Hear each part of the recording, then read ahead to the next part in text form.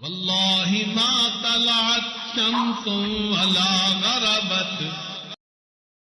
کہ صحیح معنوں میں کہیں تو وہ محبوب کل جہاں، سارے جہان کے محبوب ہیں. اب جہان میں کیا کیا چیزیں ہیں؟ جمادات ہے. جمادات کہتے ہیں زمین، پہاڑ، پتھر، اس کو. تو نبی علیہ السلام جمادات کے بھی محبوب. حدیث مبارکہ میں آتا ہے کہ نبی علیہ السلام جب تشریف لے جاتے تھے تو راستے میں جو پتھر پڑے ہوتے تھے وہ نبی علیہ السلام کو سلام کیا کرتے تھے. صدیق اکبر کے گھر میں 2 پتھر تھے، ایک کا نام تھا متقی اور ایک کا نام تھا متکلم. کیوں کہ جب نبی علیہ السلام ان کے گھر تشریف لاتے تھے تو ایک پتھر چاہتا تھا کہ میرے ساتھ ٹیک لگا کے بیٹھیں. تو نبی علیہ السلام جیسے تکیہ لگا کے بیٹھتے ہیں نا، اس پتھر کے ساتھ ٹیک لگا کے بیٹھتے تھے، اس کا نام متقی پڑ گیا تھا. اور دوسرا پتھر جو تھا وہ نبی علیہ السلام کو سلام کیا کرتا تھا تو اس کا نام متکلم پڑ گیا تھا. حدیث مبارکہ میں ایک مرتبہ نبی علیہ السلام احد پہاڑ پہ تھے، صدیق اکبر بھی تھے، حضرت عمر لانو بھی تھے، حضرت عثمان اللہ بھی آ گئے.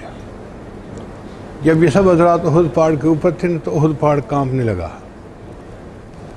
خوشی کی وجہ سے تھرتھرانے لگا. تو نبی علیہ السلام نے فرمایا احد تو کیوں کانپتا ہے؟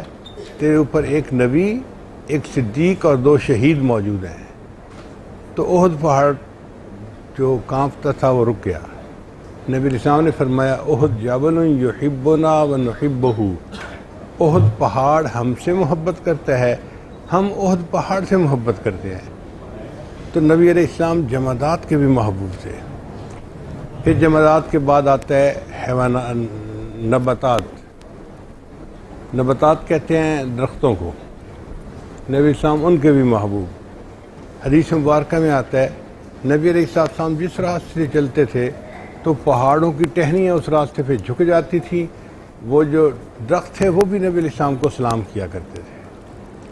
اگر نبی علیہ السلام نے کسی جگہ قضائے حاجت سے فارغ ہونا ہوتا تھا تو درخت چل کر ایک جگہ پہ جھنڈ بنا لیتے تھے، پردہ بنا لیتے تھے اور نبی علیہ السلام کو پردہ مہیا کرتے تھے. مسجد نبی میں ایک ستون تھا جو کھجور کا تنا تھا، خشک تنا تھا. نبی علیہ السلام جب بیان فرماتے تو اس کے ساتھ ٹیک لگاتے تھے خطبہ دیتے ہوئے. حضرت تمیم داری رضی اللہ عنہ ایک صحابی مسلمان ہوئے تو انہوں نے ایک ممبر بنا کر پیش کیا، اے اللہ کے حبیب صلی اللہ علیہ وسلم آپ ممبر پر بیٹھ کر خطبہ دیجئے. مبارکہ میں آتا ہے جب نبی علیہ السلام ممبر پر بیٹھے خطبہ دینے کے لیے تو ایک آواز آئی جیسے کوئی بچہ رو رہا ہوتا ہے. صحابہ کرام کہتے ہیں کہ ہم بڑے حیران، مجلس میں تو کوئی بچہ ہے نہیں، تو یہ کس بچے کا رونے کی آواز آ رہی ہے؟ نبی علیہ السلام نے جب وہ آواز سنی تو آپ صلی اللہ علیہ وسلم ممبر سے نیچے تشریف لائے اور آپ اس ستون کے پاس گئے، کالم کے پاس گئے اور اس کو جا کے ہاتھ رکھا. وہ ستون اس لیے رو رہا تھا، اے اللہ کے حبیب صلی اللہ علیہ وسلم اب تو آپ ممبر پر بیٹھ کر خطبہ دیا کریں گے اور مجھے آپ کی جدائی برداشت کرنی پڑے گی. آپ اندازہ لگائیے کہ نبی علیہ السلام نباتات کے بھی محبوب، جمادات کے بھی محبوب. پھر اس کے بعد حیوانات ہوتے ہیں. نبی علیہ السلام حیوانات کے بھی محبوب تھے، چنانچہ جانور بھی نبی علیہ السلام سے محبت کرتے تھے. نبی علیہ السلام کی ایک اونٹنی تھی، اس کا نام تھا قصوہ. جب نبی علیہ السلام نے پردہ فرمایا تو قصوہ غمگین ہو گئی، کھانا پینا چھوڑ دیا. جیسے انسان کسی کی وفات پہ غمزدہ ہو جاتا ہے اور کھانا پینا چھوڑ دیتا ہے، اس جانور نے بھی کھانا پینا چھوڑ دیا. صحابہ کرام اس کو زبردستی کھلاتے تو وہ کھانا نہیں کھاتی تھی، حتیٰ کہ جب زیادہ لوگوں نے اس کو تنگ کیا تو وہاں سے چل کے جہاں جنت البقیع ہے وہاں آئی اور وہاں کیکروں کے درمیان بیٹھی رہتی تھی اور بھوکی پیاسی رہتی تھی. نبی علیہ السلام کی جدائی میں اتنا اس نے غم منایا کہ چند دنوں کے بعد قصوہ بھی فوت ہو گئی.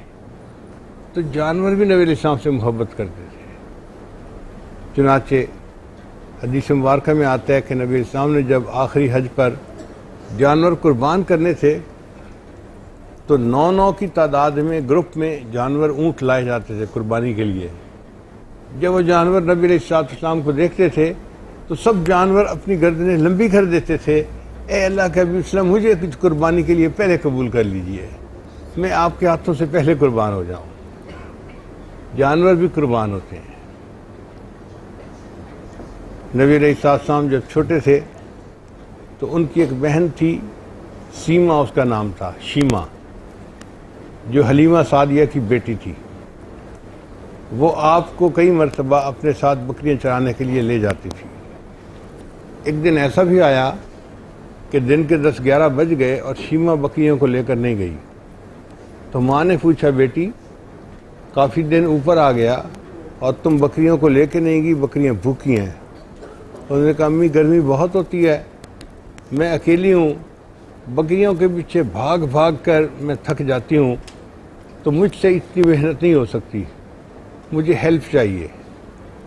ماں نے پوچھا، بیٹی میں بھی بیمار ہوں، بوڑھی ہوں، تمہارا والد بھی بیمار ہے اور بوڑھا ہے، تو ہم دونوں تو ہیلپ کر نہیں سکتے، اور گھر میں تم ہی نوجوان ہو، کوئی اور ہے بھی نہیں، تو یہ کام تمہیں ہی کرنا پڑے گا۔ تو وہ کہنے لگی، اچھی اماں، میں بکریوں کو چرانے کے لیے لے جاتی ہوں، آپ یہ چھوٹے بھائی محمد کو میرے ساتھ بھیج دیں۔ اس نے کہا، بیٹی کوئی عقل کی بات کرو، یہ دودھ پیتا چھوٹا بچہ ہے، تم بچے کو سنبھالو گی یا بکریوں کو سنبھالو گی؟ اس نے کہا، امی اگر بھائی کو بھیجیں گی تو میں بکریوں کو سنبھال لوں گی، اگر نہیں بھیجیں گی تو مجھ سے بکریاں نہیں سنبھلتی۔ تو ماں نے کہا کہ بیٹی تم ایسا کیوں کہہ رہی ہو؟